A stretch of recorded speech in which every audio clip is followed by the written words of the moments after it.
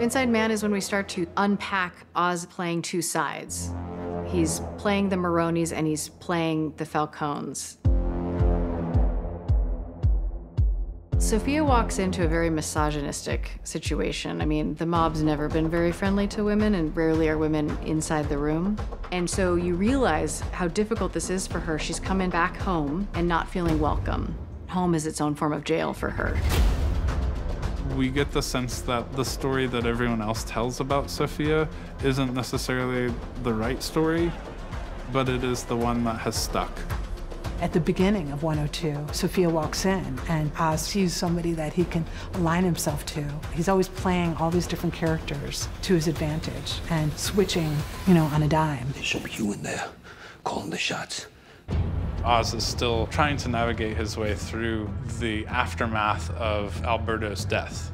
As he's doing that, he realized that he can leverage the Maroni family as a tool in order to gain more power. One ends where he gives Sal his ring back, but he's actually setting Sal up to have to take the fall for Alberto Falcone's death. And meanwhile, he's promising the drops business to the Maronis. I claim, Alberto, you make good on the drops you promised. Sal's easily manipulated. He knows Oz is up to something. What is it you're really after, Oz? Sal looks like he's in control and he knows exactly what he's doing and trusting Oz, but Mrs. Maroney knows better.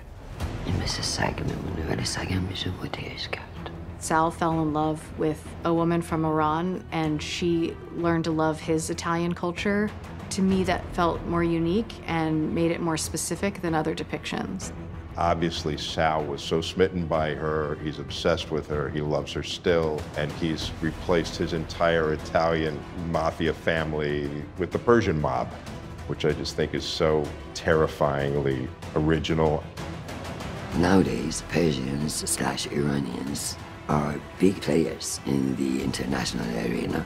Therefore, I think they now can be a part of the mafia life in Gotham City as well. Why not? The FEMA heist is a plan fully designed by Oz. If everyone did what they were supposed to do, he would have been able to get out having all his enemies killed. Penguin! There's a wrench in the plan in that Johnny Viti decides to put him into the one car he doesn't want to be in. We're adding artillery to every vehicle. It's your operation means you're on the truck. He can no longer operate from the sidelines. He has to make a choice, kill all of the Maronis or kill all the Falcones. Let's head out!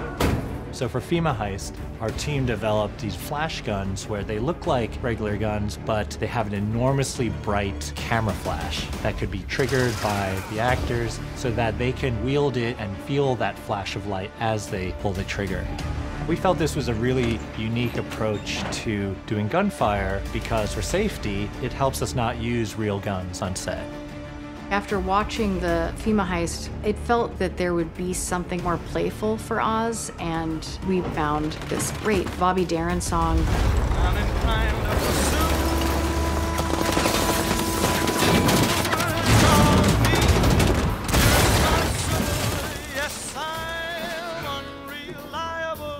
Call Me Irresponsible seemed so perfect for how violent the sequence was.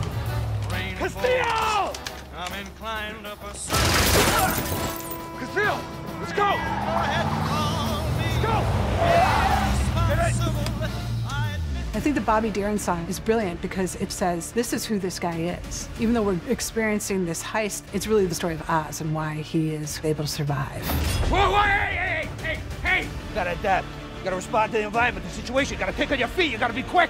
This is our show. This is the type of stuff we're gonna do. Can be extremely violent. We can also have a wink and a nod. Oz is charming, and he's also despicable. It's all sort of in service of Oz as a character and creating that sort of blanket tone for the show.